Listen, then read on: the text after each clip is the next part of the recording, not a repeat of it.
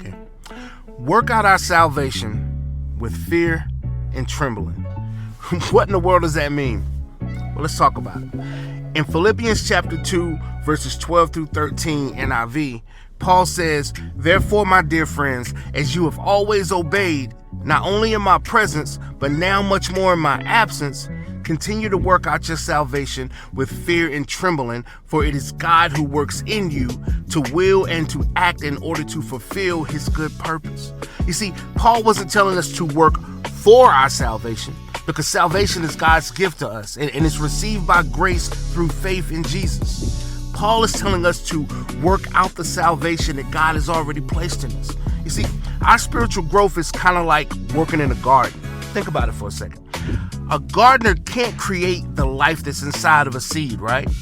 Life has to already be there, but once the seed is planted, the gardener now has work to do. The soil has to be cultivated, the seed got to be watered, and the weeds around it have to be removed. You see, the gardener does not create the life. The gardener faithfully nurtures the life of what has been planted. God plants new life within us through Jesus. We cultivate that life when we pray, when we study his word, or when we obey his instructions and remain connected to other believers. Now, we pull the weeds out of this thing when we confess our sin, when we release all that hatred and bitterness that's built up inside of us, or when we restrict temptation and remove habits that get in the way of our growth. But don't get it twisted, y'all. Those type of actions, they don't earn salvation, but they do allow the life that God has given us to become visible. Paul says to do this with fear and trembling. Now, that don't mean living scared that God will cut us off after a mistake.